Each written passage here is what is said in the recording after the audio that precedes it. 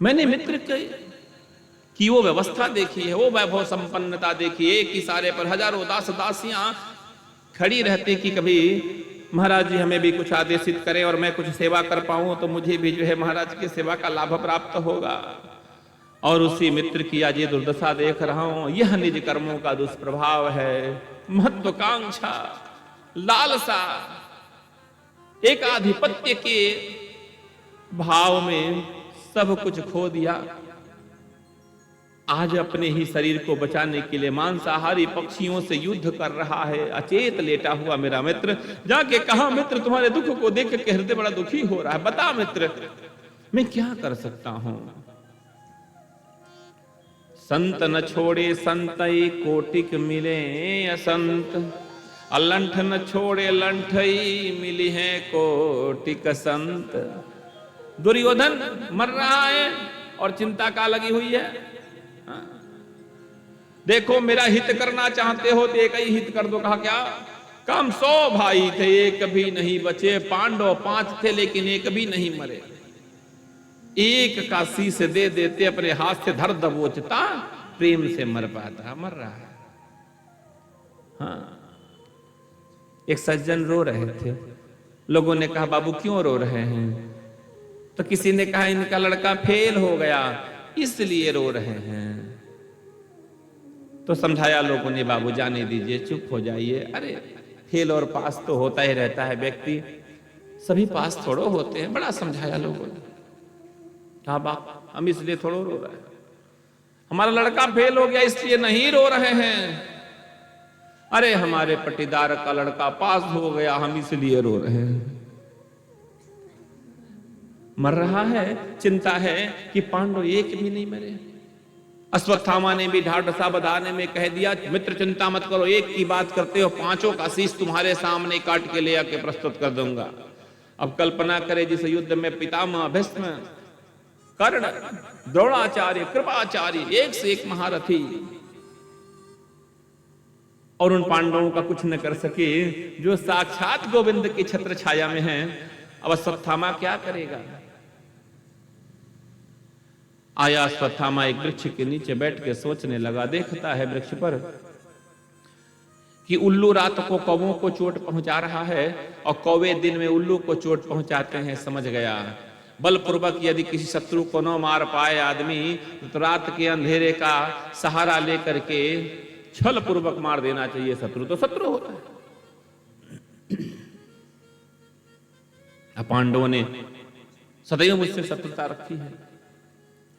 विजय की प्रथम रात्रि थी। हमारे गोविंद ने पांडवों से कहा, हे पांडव, आज कुंती बुआ के शिविर में हम विश्राम करेंगे।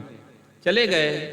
पांडवों की उन प्रधान सैयाओं पर पांडवों के समान दिखने वाले पांडवों के पुत्र सो गए। दूसरे की सैया पर नहीं सोना चाहिए, दूसरे का वस्त्र नहीं पहनना चाहिए। दूसरे के जीवन की विपत्ति कभी कभी अपने सर आ पड़ती है, ये सामान्य बात है। बदलते फैशन के दौर में आजकल सब कुछ किराए पे लोग खरीद रहे हैं, लेकिन टेलर नहीं बिगड़ना चाहिए। प्रेम से बोलिए आनंद कंद भगवान। अश्वत्थामा को मिल गया मौका। पांडव पुत्रों को पांडव समझ करके रात्रि में 5 का शीश काट करके ले जाके दुर्योधन के पास प्रकट कर दिया। दुर्योधन ने शीश दबाया और जब दबाया तो कुहकने लगा। दुर्योधन को भी एक शाप था कि हर्ष और शोक दोनों एक समान एक काल में जब तुम्हारे जीवन में घटित होगी तभी तुम्हारी मृत्यु होगी, अन्यथा तुम नहीं मरोगे। पांडवों के शीश को देख करके बड़ा हर्ष हुआ कि बारे मित्र, मेरे 5 शत्रुओं को एक साथ तुमने मार दिया, बड़ी उत्तम मृत्यु प्रदान करी।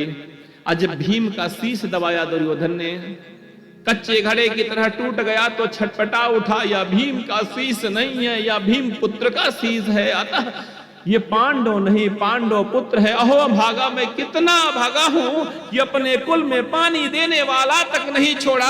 हाय रे मेरी महत्वाकांक्षा। इतना कष्ट हुआ दुर्योधन को कि छटपटाहट में छटपटा के बेचारा गोविंदाय नमो नमः चल बसा।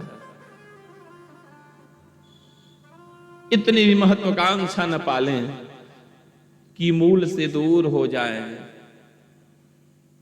आएगा आगे प्रसंग। माता पृथ्वी पृथु से कहती हैं, प्रभु क्या करूं, मुझ पर ही लोग जन्म लेते हैं, मुझ पर ही शरीर का विस्तार, आकृति प्रकृति का विस्तार प्राप्त करते हैं, मुझ पर ही छोटे छोटे कण, भूमि के छोटे छोटे 4-4 अंगुल भूमि के कण के लिए एक भाई के रक्त का प्यासा हो जाता है, मुझ पर ही मिट जाते हैं, मैं ज्यों की त्यों पड़ी हूं, मुझे कोई लेके नहीं जाता। इस बात से बड़ा कष्ट होता है प्रभु, इसलिए मैंने सभी धान्यों को समेट लिया, नहीं चाहिए ऐसे संतान। आगे मिलेगा विषय।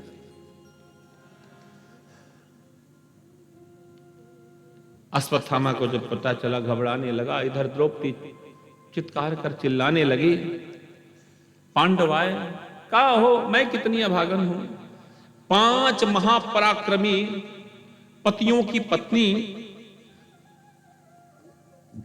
मैं पांचाली, द्रुपद नरेश की पुत्री, जीवन पर्यंत बन बन भटकी, जीवन में कभी सुख नसीब नहीं हुआ। ऐसे वीर और सामर्थ्यशाली मेरे पति कि एक तरफ कोई एक कहीं खड़ा हो जाए तो इस पृथ्वी पर कोई उनसे युद्ध न करे, ऐसे वीर पतियों की पत्नी होने के बाद भी जीवन में कभी सुख नसीब नहीं हुआ। थोड़े से सुख के बादल क्या दिखे थे कि आज जिन पुत्रों के साथ सुख भोगना था वो पुत्र ही नहीं रहे, अब ये राज्य लेके क्या करोगे।